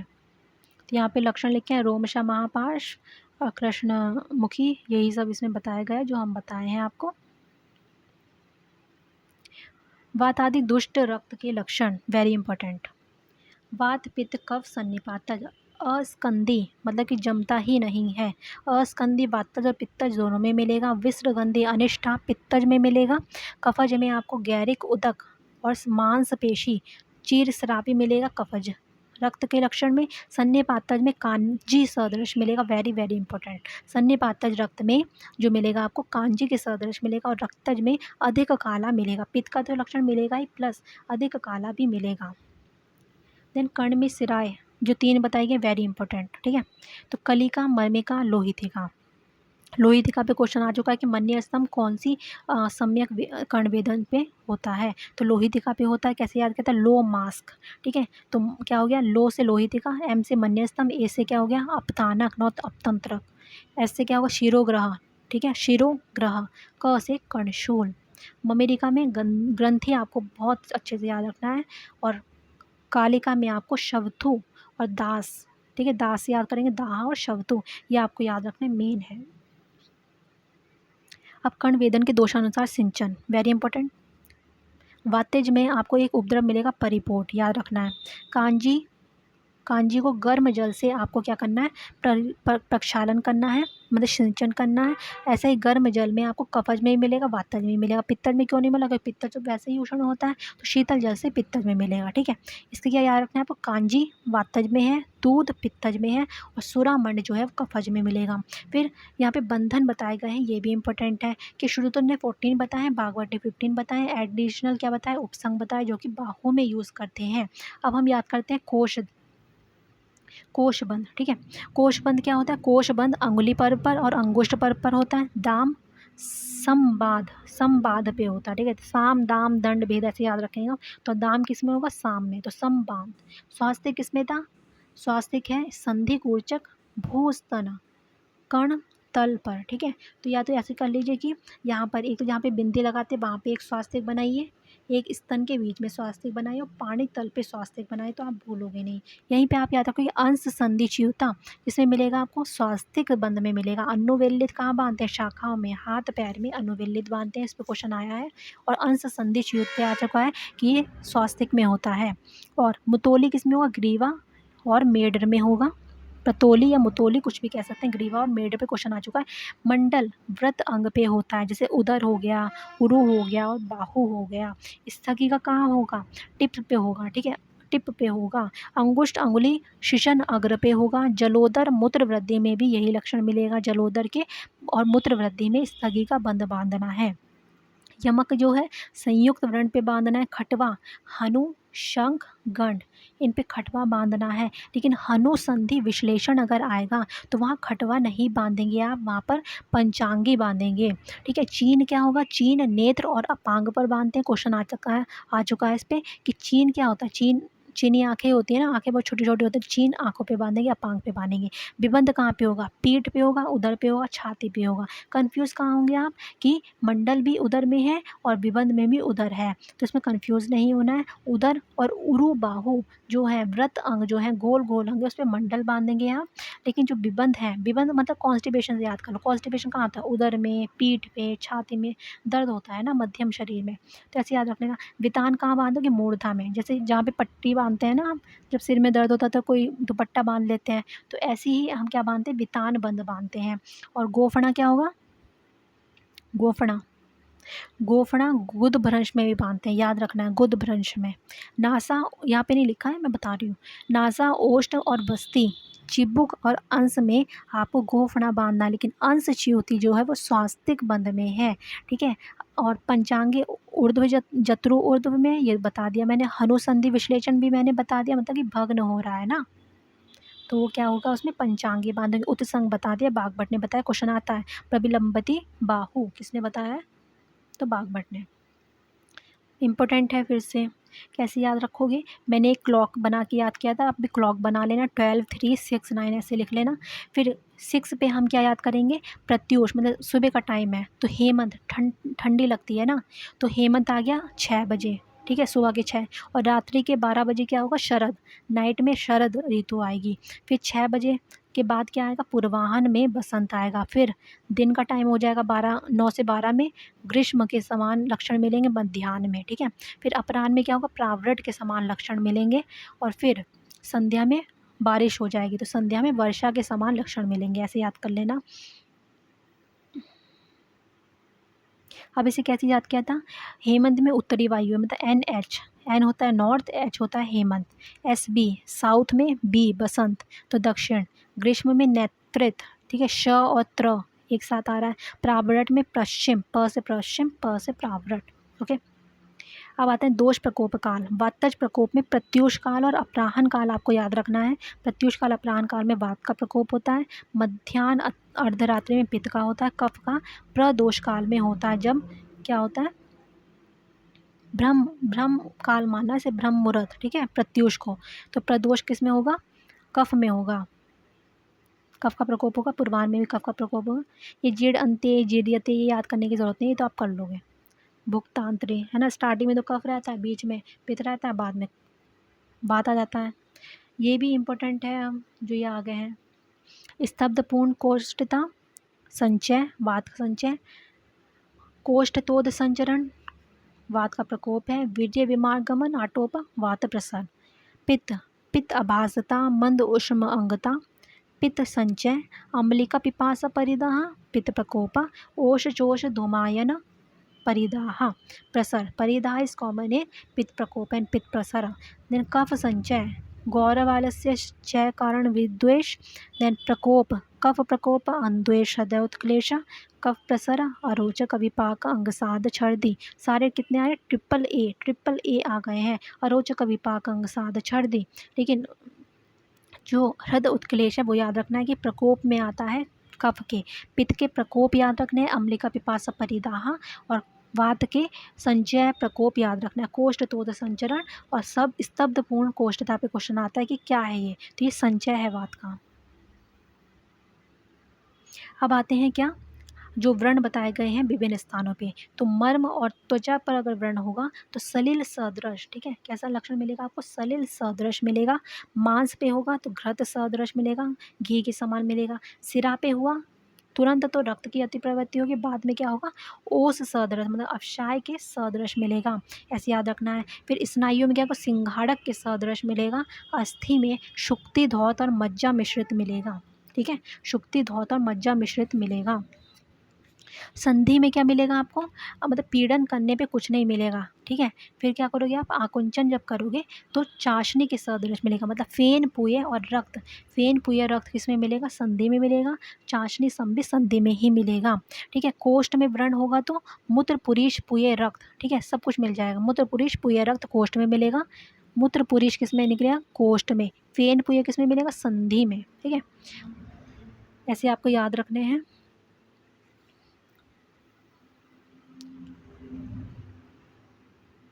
अब यहाँ पे भस्म कपोत अस्थि व्रण, वर्णी व्रण में क्या होगा, वातिक व्रण होगा, ठीक है। और पित्त और रक्त में श्याव कृष्ण रक्त होगा, कपिल पिंगल होगा। और कफज में, कफज व्रण में क्या होगा, पांडु रंग होगा, ठीक है। पूछा जाता है कि पांडु व्रण किस में होता है। अब इन्हें कैसे याद रखना है, इस पे क्वेश्चन आता है। छेदन कर्म किस करते हैं, तो उपदंश पे क्वेश्चन आ चुका है, वल्मीक पे क्वेश्चन आ चुका है, गल शुंडिका पे क्वेश्चन आ चुका है। तो छेदन कर्म करते हैं, और भी है मांसकांत संघात, ये करने की ज़रूरत नहीं है। भगंदा याद करना है, शतपुनाक को तो याद करना ही है कि छेदन कर्म करते हैं, ठीक है। लांग लेक, ऐसे ऐसे इसमें टर्म्स दे रखे हैं, वो याद कर लेना। फिर भेदन कर्म हमने कैसे याद किया था, सन्निपातज विद्रदी में नहीं देते, इस पर क्वेश्चन आ चुका है। क्वेश्चन कोई सा ही पूछा था कि लेखन में मतलब भेदन में किस में नहीं करते, तो उसमें आंसर था सन्निपातज विद्रदी, तो सन्निपातज में नहीं करते। तो हमने कैसे याद किया था इसे, व्रण पीड़िका एलर्जी पप्पू वृंदावन जाता है, ठीक है। तो पक्व व्रण, शोफ, प्रमेय पीड़िका, अलजी, दंत ताल पुप्पुट और वृंद, एक वृंद हो जाएगा। फिर लेखन, लेखन कैसे याद किया था हमने, वीर क्यों क्लास में जीव से दांत का लेखन करते हो, तो वीर से वर्तमगत रोहिणी हो गया, क्यों से कुष्ठ, क्लास से क्लास, जीव से उपजीविका अधिजीविका, दांतों से दंत वैदर्भ लेखन में हो गया, ठीक है। तुंडिकेरी में भेदन करते हैं, ये आपको याद रखना है। विश्रावण कैसे याद करते हैं, ठंड से शुष्क हो गए लव कुश, तो ठंड से शीताद, शुष्क से शौशिर, ओष्ठगत, कृमिदंत, गलशालुक और तालुकंटक, ठीक है, ये सब क्या हो गए, शुष्क हो गए। और लव कुश में कु से है कुष्ठ, श से श्लीपद है, स्तन है, शोथ है, ठीक है। प्रायशः क्षुद्र रोग जो है वो भेदन करते हैं, भूयशः क्षुद्र रोग विश्रावण करते हैं। मांसकंद में छेदन लेखन दोनों होते हैं, छोले। स्तन रोग विसर्प में भेदन विश्रावण करते हैं। ये आपको याद रखना कि मूत्र वृद्धि और जलोदर में हम क्या करते हैं, तो वेदन कम करते हैं, इन्हीं में ही हम स्थगिक बंध भी बांधते हैं, ये याद रखना है। स्तन रोग में विश्रावण कम करते हैं, तो जिसमें भेदन करेंगे ज़्यादातर वो विश्रावण में भी मिलेंगे आपको।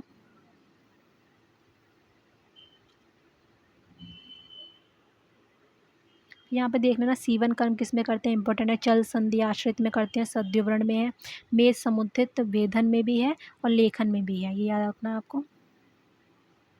विश्रावण किस में है, ठीक है, कर्णपाली रोग में भी है। यहाँ पे वेद लक्षण बताए हैं,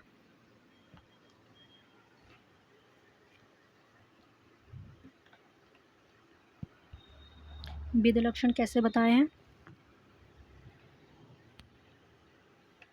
जैसे यहाँ पे मांस वेद में जो सामान्य लक्षण मिलते हैं, मर्म वेद में जो सामान्य लक्षण है वो लिखेंगे, मांस उदक रुधिर प्रवृत्ति मिलती है, ठीक है। उच्छ्वास मूर्छा मिलेगी आपको, सॉरी, नॉर्मल लक्षण जो है मर्म वेद के वो क्या है, मांस उदक समकाशम रुधिर प्रवृत्ति ऐसे मिलेंगे, ठीक है। और अब पढ़ते हैं हम सिरा में, सिरा में क्या बताया गया, सुरेंद्र गोप, ठीक है, ऐसा इंद्र गोप के समान लक्षण मिलता है किसमें, सिरा में। देन मांस में क्या मिलेगा आपको, मांस में स्पर्श न जाने थी वी पांडुवर्णी ऐसा लक्षण मिलेगा। फिर स्नायुओं में क्या मिलेगा, तीव्र वेदना होती है स्नायु विद लक्षण में, कब्जियत होता है, ठीक है।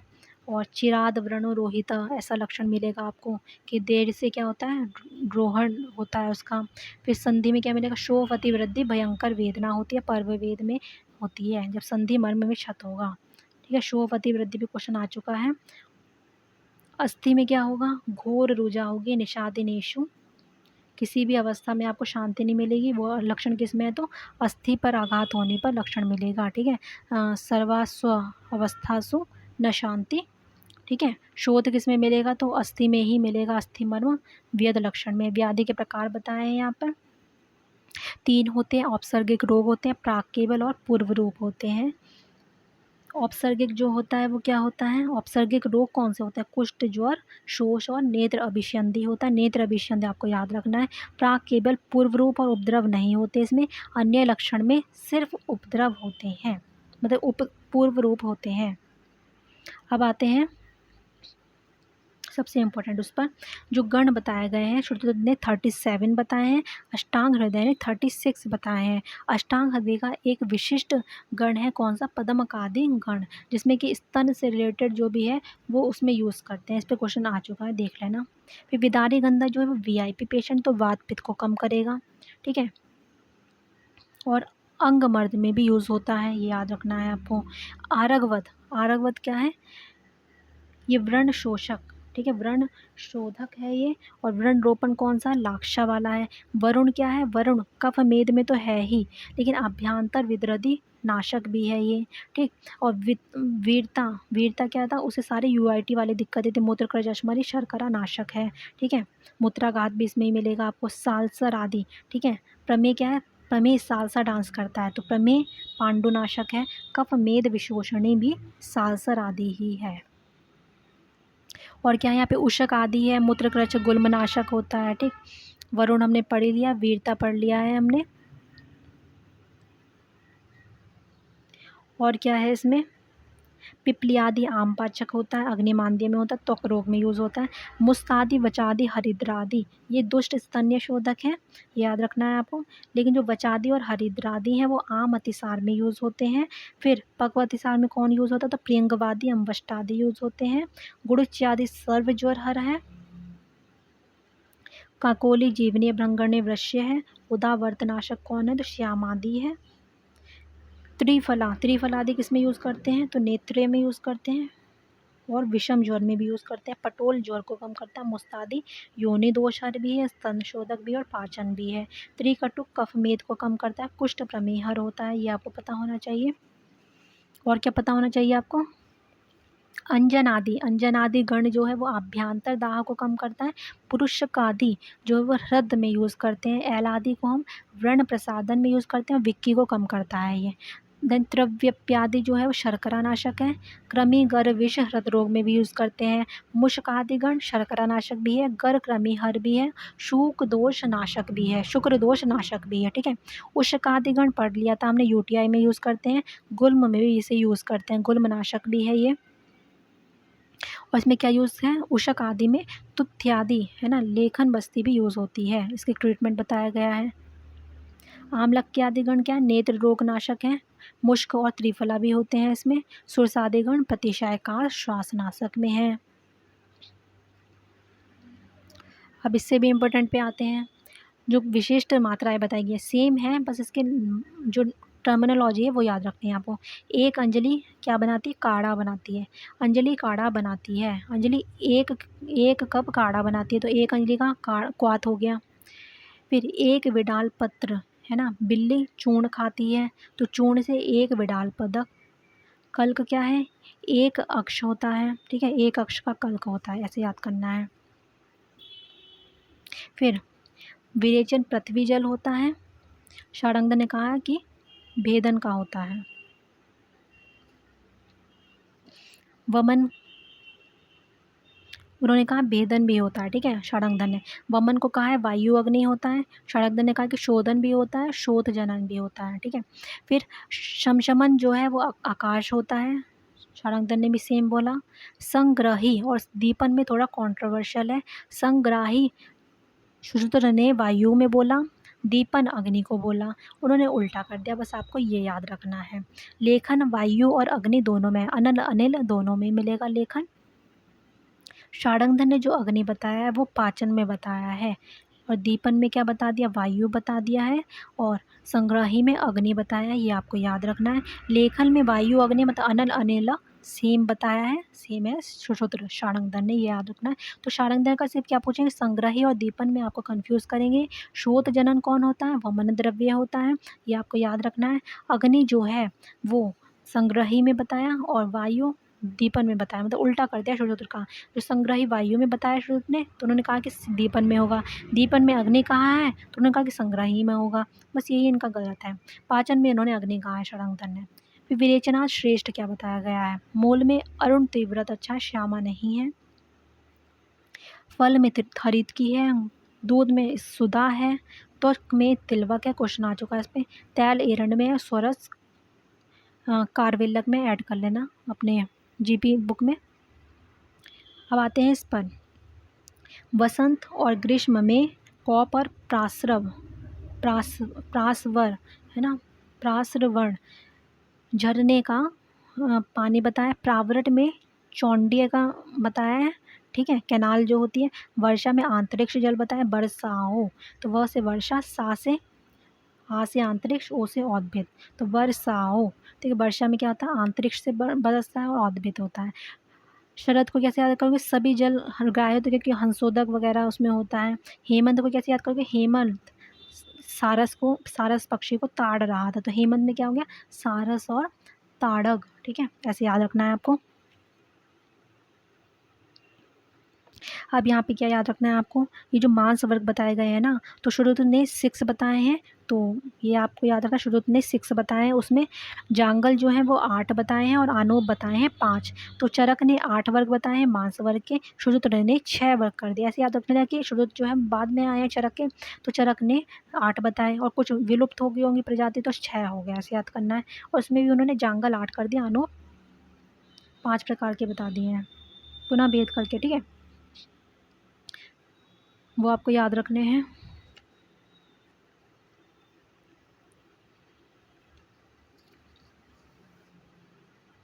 यहाँ पर तो नॉर्मल बात है कि हेमंत ऋतु में क्या होता है, रात्रि लंबी होती है तो सुबह सुबह खाना खा लो। ग्रीष्म प्रावृत में दिन लंबे होते हैं तो शाम को खाना खा लो। शरद बसंत में समान होते हैं तो मध्याह्न में खाओ, तो ऐसा बोला। अहंकार भेद बताए गए हैं, वैकारिक तेजस भूतादि और तेजस। तो वैकारिक को सत्व कहते हैं, तेजस को राजस कहते हैं, भूतादि को तामस कहते हैं और तेजस को राजस कहते हैं, ठीक है। तो सत्व रज से क्या बनेगा, सत्व और रज से इंद्रियां बनती हैं, रज और तम से पंच तन्मात्रा बनती है। पंच तन्मात्रा सूक्ष्म होती है तो उसे पंच महाभूत में कन्वर्ट किया जाता है और चेतना मिलके ये क्या बन जाता है, 25 उसका पुरुष बन जाता है, ठीक है, ऐसे आपको याद रखना है इसे। अब यहाँ पे मैंने कैसे याद किया था, आकाश स्काई को कहते हैं, तो ऐसे सत्व, आकाश में सत्व होगा। वायु में वायु राजा होता है तो रजो। अग्नि एसआर जो है वो एसआर, मैंने ऐसे याद किया था कि जो एसआर होते हैं, हॉट एसआर को देख के कुछ भी नाम ले लो, जैसे तानिया शर्मा पानी पानी हो गई, ऐसे याद कर लो।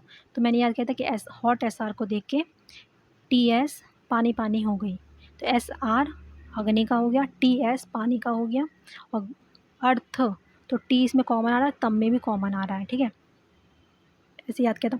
सर्वचेष्टा, चेष्टा कौन करेगा, स्पंदन कौन करेगा, वायु करेगा। द्रव लिक्विड कौन होता है, जल होता है। मूर्त सॉलिड कौन होता है, पृथ्वी होती है, ठीक है। और छिद्र किस में होंगे, आकाश में होंगे। विविक्त कौन होगा, आकाश होगा। और शौर्य किस में होगा, अमर्ष पक्ति संताप अग्नि होगी। शैत्य कौन होता है, द्रव होता है, ये आपको याद रखना है। भोजन के उत्तरोत्तर गुरुताक्रम, पेय क्या होता है, लघु होता है, भक्ष्य क्या होता है, गुरु होता है, ये याद रखना। यहीं पे शार्ङ्गधर का याद रखो कि चव्य क्या है, सबसे भारी है। भक्ष्य से भी ज़्यादा भारी किसका बताया, चव्य को, चबाने को कहा है। और चुष्य को क्या कहा है, सबसे लघु बताया है, ठीक है। चरक श्रुत ने क्या कहा है कि उसे पेय को बताया लघु, लेकिन उन्होंने पेय से भी लघु चुष्य को बताया। और सुश्रुत ने भक्ष्य को सबसे गुरु कहा, लेकिन भक्ष्य से भी गुरु चव्य बताया शार्ङ्गधर ने, ये आपको याद रखना है। ये हम बता ही चुके हैं आपको कि कौन सा मृदुपाक होता है, कौन सा खरपाक होता है। द्वादश प्राण भी बता चुके हैं। भूत आत्मा आपको याद रखना है इसमें। दीवा स्वप्न का परिणाम बताया है कि दीवा स्वप्न में VIP बढ़ता है रात्रि जागरण में और दीवा स्वप्न से बढ़ता है सर्वदोष प्रकोपक ये शुश्रुत ने बताया है। चरक ने इसका उल्टा करा है। रात्रि जागरण में वात का प्रकोप बताया है और चरक ने श्लेष्म पित्त प्रकोप बताया है। ठीक है, उन्होंने एक एक दोष कम कर दिया है ना, एक एक दोष कम कर दिया। वात का उन्होंने हेर फेर करा है, बस ये आपको याद रखना, वात पित्त कफ। वात में वात रात्रि में बता दिया, श्लेष्म पित्त व कफ में बता दिया, मतलब दिवा स्वप्न में। अब यहाँ पे आपको उसका रक्त मोक्षण का क्रम याद रखना है। तो शिव तू जप, शिव तू जप, तो सिरा विषाण तुम्बी जलों का प्रच्छान, ये आपको लाइन से कराना है। सिरा वेद ऐसा नहीं है कि एकदम सिरा वेद करा दो, पहले प्रच्छान, फिर जलों का, फिर तुम्बी, फिर विषाण, फिर सिरा, मतलब जितने जितने गहराई पे होंगे उसी अकॉर्डिंग कराना है। अब यहाँ पे लक्षण बताए गए हैं, मात्रा बताई गई। शीरभ शीरानाद अन्नाद, ठीक है, 1 साल का शीरभ, 2 साल का शीरानाद और 16 साल का नाद होता है। अंगुली पर्व द्वे शीरभ की मात्रा है। कोल अस्थि शीरानाद, क्योंकि को है ना 2 वर्ड आ रहे हैं ना, कोल अस्थि, ऐसे शीर अन्नाद में भी 2 वर्ड आ रहे हैं। अन्नाद में क्या होगा, कोल प्रमाण होगा और कोल किस में होगा, अन्नाद में होगा, ये आपको याद रखना है। फिर विश्वामित्र का भी याद रखना है कि जात मात में विडंग बताया है, शीरभ में कोल अस्थि, ये आपको याद रखना है। शीर अन्नाद में कोल है और अन्नाद में उदुम्बर है। फिर काश्यप ने जो जात मात्र है उसमें विडंग प्लस मधुसर्पी बताया है। प्रत्येक मास में इंक्रीज़ करना है, लेकिन आमलकी से ज़्यादा नहीं करना है। 12 साल से अगर कम उम्र है तो एकांत रूप में यूज़ ना करें, रोज़ रोज़। फिर घृत मात्रा का भी यूज़ बताया कि जात मात्र में कोल अस्थि है, 11 to 20 डेज़ में हाफ कोल है ना, 1 वर्ष में 1 कोल होगा। अगर 3 वर्ष का हो गया तो 2 कोल कर दो, 4 वर्ष का तो शुष्क आम्लक, 5-6 में आद्रिक आम्लक।